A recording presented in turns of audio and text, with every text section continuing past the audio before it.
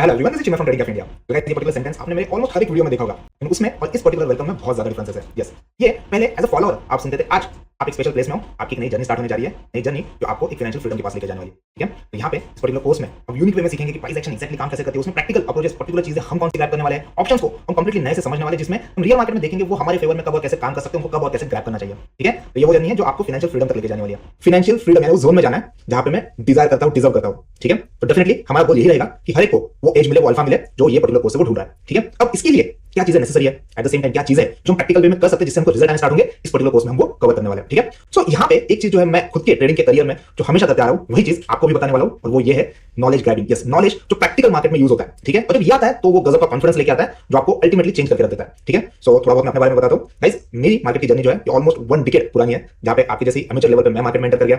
Obviously बात है, हर एक अमेचर ट्रेडर वो प्रॉफिट लॉस के चक्कर में चलता है। 2-3 साल तक मेरी जर्नी भी इसी तरीके से चली, और फिर धीरे धीरे एक एक चीज पे मैं कॉन्सेंट्रेट करते गया, नेसेसरी स्किल्स डेवलप कर ली, और उसके बाद में फुल टाइम ट्रेडिंग स्टार्ट कर दी। ठीक है, तो यही वो पर्टिकुलर जोन है जो फाइनेंशियल फ्रीडम की बात हम कर रहे हैं, ये हमको यहाँ पे ग्रैब करना है। ठीक है, तो कोर्स का हर एक पहलू जो है मैं आपको बहुत यूनिक वे में समझाने वाला हूं। फिर वो प्राइस एक्शन की समझो, वो ऑप्शंस की समझो, वो समझ लेने के बाद में एग्जीक्यूशन की बात आती है, उसको भी मैं आपके साथ में एक एक लेवल अच्छे से समझाते जाने वाला हूं। ठीक है, तो कोर्स में पूरी तरह से बने रहिएगा, और ये कोर्स यूनिक इसलिए है क्योंकि जब हम ये पर्टिकुलर थ्योरेटिकल कांसेप्ट्स क्लियर करने के बाद आगे बढ़ेंगे, स्ट्रेटजी समझेंगे, उसके बाद में लाइव मार्केट में मैं जब भी ट्रेड लेता हूं, ठीक है, उसमें भी कुछ इनसाइट्स जो मुझे हर एक मार्केट के दौरान मिलते हैं, वो भी इस कोर्स में आगे जाके धीरे धीरे ऐड होने वाला है। ठीक है, ये कोर्स बहुत ब्यूटीफुली क्राफ्टेड है, ये डेफिनेटली आपको बहुत पसंद आने वाला है। ठीक है, तो अब मैं थोड़े बेसिक के साथ स्टार्ट कर देता हूं। तो मार्केट के कुछ फंडामेंटल्स होते हैं, मैं आपको फंडामेंटल्स नहीं समझाने जा रहा हूं जहां पे हम पी रेशियो देखते हैं या फिर कंपनी की फंडामेंटली एनालिसिस करते हैं, लेकिन अगर आप प्राइस एक्शन समझ रहे हैं, टेक्निकल एनालिसिस भी कर रहे हो या फिर आप ऑप्शंस भी समझ रहे हो, तो भी मार्केट के कुछ बेसिक फंडामेंटल्स होते हैं। मुझे लगता है कि हर एक ट्रेडर उस पर्टिकुलर फंडामेंटल से अभी गो थ्रू नहीं कर रहा है। कुछ ट्रेडर्स ऑब्वियसली होंगे जिन्होंने मार्केट में 1-2 साल गुजारे, तो इसमें से मोस्ट ऑफ बेसिक्स उनको पता होंगे, लेकिन हम कंसीडर करके चलते हैं कि हर ट्रेडर जो यहाँ पे आया है वो अगर पीछे कुछ गलतियां कर रहा था, तो कुछ चीजें होंगी जो अभी तक उसने मिस करी होगी या फिर उसने अभी तक अपने ट्रेडिंग में इंक्लूड नहीं करी होगी। ये सारी चीजें हम यहाँ से कवर करना स्टार्ट कर देंगे।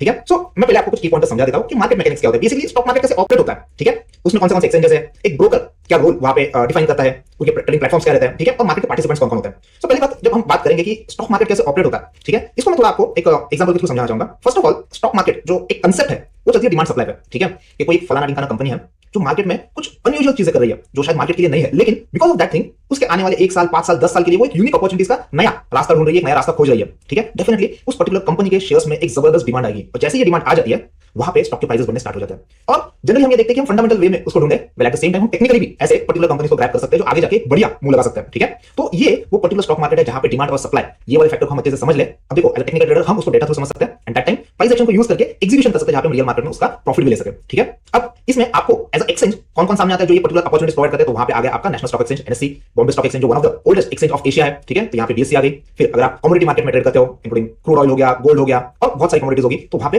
एमसीएक्स आ गया। फिर फॉरेक्स वाली ट्रेडिंग हो गई। ठीक है, तो अलग-अलग ट्रेडिंग एक्सचेंजेस यहां पे इंडिया में अवेलेबल है। ठीक है, अब इसके साथ में भी आता है कि की मार्केट पार्टिसिपेंट, तो ये पर्टिकुलर अलग-अलग मार्केट में पार्टिसिपेंट्स कौन रहता है जो यहां पे एवरीडे मार्केट में डील कर रहे होते हैं। तो आपको पता है, आप और हम we are the retail traders. ठीक है, तो एक रिटेल ट्रेडर का काम ये होता है कि उससे ज्यादा बड़े मार्केट पार्टिसिपेंट्स को देखे, उनके मार्केट की चाल को समझे, और उनके साथ में धीरे से अपनी पोजीशन अंदर कर ले, और जैसे ही कुछ बढ़िया प्रॉफिट आ जाते हैं हम बाहर आ जाते हैं। सो बीइंग अ ट्रेडर, मैं फिर से एक बार टर्म अंडरलाइन कर रहा हूं, ट्रेडर हम रिटेल ट्रेडर है। एट द सेम टाइम जब आप इन्वेस्टिंग करते हो तो आप रिटेल इन्वेस्टर हो। ये अपना एक सेगमेंट हो गया। अब इससे बड़े सेगमेंट में कौन काम करता है, ऑब्वियसली आप सबको पता होगा कि म्यूचुअल फंड्स है, जो आज के डेट में किंग मेकर है। King maker in the sense एक टाइम था, मैं अगर स्पेसिफिकली बताऊं आपको, तो 2015-2016 तक का एक टाइम था जहां पे जो एफआईडीआईस का डेटा आता है ना, इसको हम बहुत थॉरली देखते थे कि भाई आज एफआईआईस ने क्या किया। ठीक है, डीआईएस हम नहीं देखते थे, डीआईएस हमको जनरली पता है कि एफआईआईस के शूज को बनने की कोशिश करते हैं, जहां पे एफआईआईस ने मार्केट से पैसा निकाला, वहां पे थोड़ी बहुत मार्केट में पंप कर लेते थे और उस पर्टिकुलर एम्प्टी स्पेस को भरने की कोशिश करते थे। लेकिन उससे पहले यानी 2015-16 से पहले डिसाइडिंग फैक्टर जो था वो कंप्लीटली एफआईआईस रहते थे। उसके बाद में एक पर्टिकुलर टर्म बहुत फेमस होनी स्टार्ट हो गई और वो थी म्यूचुअल फंड। सही है, ठीक है, तो मोमेंट ये पर्टिकुलर रिवोल्यूशन अपने इंडियन मार्केट में आ गया ना, उसके बाद में फिर म्यूचुअल फंड में धीरे धीरे एसआईपीस का जो फोर्स है, जो वॉल्यूम है, वो धीरे धीरे बढ़नी स्टार्ट हो गई। अभी आप देखोगे तो मोस्टली बहुत सारे यंगस्टर्स है जो जॉब करते हैं, लेकिन उनको फुल टाइम ट्रेडिंग करना है, पार्ट टाइम ट्रेडिंग करना भी पॉसिबल नहीं होता, लेकिन उनको मार्केट के ग्रोथ में पार्टिसिपेट होना है, तो वो through mutual fund either SIP कर रहे हैं, लमसम अमाउंट वहां पे डाल रहे हैं। तो अपने डोमेस्टिक मार्केट से बहुत सारा फंड जो है every single month, every single week, every single day market में आ रहा है। तो उससे क्या हुआ, जो पहले मार्केट के पार्टिसिपेंट्स एफआईआईस थे, ठीक है, उनके अंदर बाहर करने से मार्केट में बहुत ज्यादा वोलेटिलिटी आती थी, लेकिन उसके बाद वो अंदर रहे, वो बाहर जाए, अब उनको म्यूचुअल फंड ने अच्छे से कवर कर दिया। ठीक है, यानी आज के डेट में हमने देखा कि पिछले 1 महीने में, मैं मंथ ऑफ अक्टूबर की बात करूंगा, ठीक है, बहुत ह्यूज अमाउंट में, यानी इससे पहले इतनी बड़ी अमाउंट में किसी ने भी पैसा निकाला नहीं था, इतनी अमाउंट में एफआईआईस ने पैसा निकाला, लेकिन हमारी मार्केट जो है ये 8 से 9% ही करेक्ट हुआ है। इससे पहले जब भी कभी मार्केट से बहुत तेजी से एफआईआईस पैसे निकालते थे तो आपने देखा होगा 2008 का क्रैश आया था, 2020 में कोविड में भी एफआईआईस ने जम के सेलिंग की थी। ठीक है, आज ये पर्टिकुलर मंथ में जितनी सेलिंग हुई उससे कंपैरेटिवली कम सेलिंग थी, लेकिन मार्केट अच्छे से क्रैश हुआ था, तो ऑब्वियसली कोविड का फियर था, but at the same time वहां पे एफआईआईस जम के सेलिंग कर रहे थे। लेकिन 2020 के बाद जो पिक्चर चेंज हुई है, उसके बाद में म्यूचुअल फंड में बहुत ताकत है, और म्यूचुअल फंड कंसिस्टेंटली मार्केट में जब भी कभी डिप आता है उस डिप को अच्छे से बाय कर रहे हैं। ठीक है, तो मार्केट के पार्टिसिपेंट्स की हम अगर बात करते हैं तो आपके एफआईआईस यानी फॉरेन इंस्टीट्यूट्स हो गए, फिर डीआईस यानी डोमेस्टिक इंस्टीट्यूट्स हो गए, और उसके बाद में एक और स्मार्ट ग्रुप ऑफ ट्रेडर आता है, ठीक है, जिनको हम प्रो बोलते हैं, प्रो वाला ग्रुप बोलते हैं, जिसमें आपके हेज फंड्स आते हैं, बड़े बड़े आपके प्रॉप ट्रेडर्स आते हैं जो क्वांटिटी में मार्केट में बाइंग सेलिंग करते हैं, एंड मार्केट के ये जो पार्टिसिपेंट्स एफआईज और डीआईज, ठीक है, इनको अच्छे से ट्रैक करके अपनी पोजीशन बहुत क्लियर बना लेते हैं। और उसके बाद में फिर आते हैं हम रिटेल ट्रेडर्स, जो इन तीनों की पोजीशंस को देख के समझ के अपनी पोजीशंस बनाते हैं। ठीक है, तो इसका मतलब ये नहीं कि एवरी डे जो एनएससी से भाव कॉपी आती है, जहां पे हमें वो एफआईज डीआईज का डेटा देता है, उसके बेस पे हमको ट्रेड लेना है। हम ये जो एफआईज डीआईज हो गया, बड़े मार्केट के पार्टिसिपेंट में कुश्ती चल रही होती है, इसको थ्रू प्राइस एक्शन समझते हैं और वहां पे अपने लिए अपॉर्चुनिटीज बनाते हैं। अब इन पर्टिकुलर जो ट्रेडर्स में जिस तरीके की ट्रेडिंग होती है, उसमें भी कुछ कैटेगरीज बन जाती है। तो यहाँ पे इन सारे ट्रेडर्स ने जो ट्रेडिंग करनी है, उनसे कुछ स्ट्रेटजीज या मैं बेसिकली बोलूंगा ट्रेडिंग स्टाइल्स इवॉल्व हुई, जिसमें आप सबको पता होगा डे ट्रेडिंग आती है, स्विंग ट्रेडिंग आती है और लॉन्ग टर्म इन्वेस्टिंग आती है। ठीक है, तो थोड़ा क्विकली हम इसको भी समझ लेते हैं कि बेसिकली डे ट्रेडिंग क्या होता है। Day trading is nothing but buying and selling in one single day. No matter what आपने कितना प्रॉफिट बनाया, नो मैटर व्हाट आपने कुछ डिसाइड करके लॉसेस डिफाइन किए थे, वो हो गए, अब बाहर आ गए। ठीक है, आपका जो पीरियड था फॉर होल्डिंग दैट स्टॉक और selling that stock first and then buying it, that was particularly only and only one day. अब इसमें भी जाके आगे जाके एक कैटेगरी आती है, वो होते हैं ऑप्शन बायर्स। या फिर मैं अगर बोलूंगा अगर प्योरली आप ऑप्शन बाइंग करें तो आप टुवर्ड स्कैल्पिंग की तरफ जाते हो, जहां पे आपके जो ट्रेड रहता है ना, ये ट्रेड हार्डली कुछ मिनट्स चलता है। ठीक है, प्योरली प्राइस एक्शन बेस्ड हो या और कोई डिफरेंट स्ट्रेटजी बेस्ड हो, लेकिन ये जो ट्रेडिंग होती है ना, ये बहुत कम टाइम फ्रेम के लिए की जाती है। उसके बाद में वहां पे मार्केट में जो आपका प्रॉफिट बनता है, आपकी स्ट्रेटजी के हिसाब से लॉस बनता है, वो बुक करके पार्टिसिपेंट्स बाहर आ जाते हैं। तो ये हो गई आपकी ऑप्शन बाइंग या फिर स्कैल्पिंग। कुछ ट्रेडर्स होते हैं जो ऑप्शन बाइंग स्विंग के लिए भी करते हैं। आज मैंने ऑप्शन बाय करके रख दिया, ठीक है, 2 3 4 5 दिन के बाद में जब तक मुझे अच्छा प्रॉफिट आया या फिर as per my strategy profit booking का टाइम है, वहां पे वो प्रॉफिट बुक करके बाहर भी आ जाते हैं।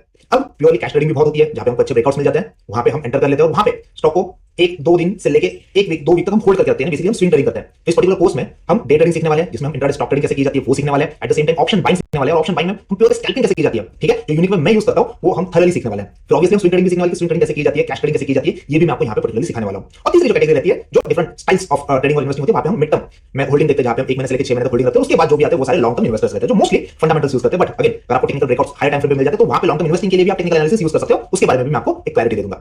ठीक है, अब यहां से आगे आपकी एज स्टार्ट हो जाती है। एज यानी क्या, कि मुझे किस तरीके का ट्रेडर बनना है। ऑब्वियसली इस पर्टिकुलर कोर्स के टाइटल में आपको समझ में आएगा कि हम फोकस करने वाले हैं ऑप्शंस बाइंग के लिए, स्कैल्पिंग के लिए और इंट्राडे स्टॉक सिलेक्शन के लिए। ठीक है, अब बीइंग अ ट्रेडर आपको धीरे-धीरे ये समझ में आएगा, जो सिखाई हुई स्ट्रेटजीज है, जो कांसेप्ट्स, उसमें से कुछ कांसेप्ट्स आपको बहुत अच्छी लगेंगी और at the same time practical market में भी वो आपको बहुत रिवॉर्डिंग होगी। ठीक है, उस पर्टिकुलर कांसेप्ट या स्ट्रेटजी को पकड़ के आगे जाके आप उसको और अच्छे से डेवलप करते हो, उस पे थॉरली जो चीजें मैंने इनपुट दिया हुआ है वो अगर आप पकड़ के ट्रेडिंग करते हो, तो आपको एक अच्छा खासा वहां पे एज मिल जाएगा। और यही वो पर्टिकुलर एज है जिसके बारे में बता रहा था आपको पहले स्लाइड में। It's all about grabbing that particular knowledge जो प्रैक्टिकल मार्केट में यूज होता है, और उसको प्रैक्टिकल मार्केट यानी प्रैक्टिकली आप जब उसको ट्रेड करोगे, तब आपको जब रिजल्ट्स आपके डायरेक्शन में जाते दिखेंगे, तो ये पर्टिकुलर पार्ट अंडरलाइन हो जाता है, वो है कॉन्फिडेंस। मैं हमेशा बोलता हूं जब आप ट्रेड करते हो ना, तो you should be in that relax form कि आप मुझे पता है यहां से आगे मार्केट कैसे भी बिहेव करे, मुझे पता है ये पर्टिकुलर स्ट्रेटजी मेरे लिए काम करिए, पर्टिकुलर ट्रिक मेरे लिए काम करिए, और मैं यहां पे बहुत कामली बैठूंगा और लॉन्ग टर्म में देखूंगा, डे बाय डे नहीं but quarter on quarter, year on year में देखूंगा कि मैं कैसे अच्छे से उस पर्टिकुलर चीज पर परफॉर्म कर रहा हूं। ठीक है, so it's all about that particular introduction जो मुझे आपको प्रोवाइड करनी थी। And again welcome to this exciting journey with Amol.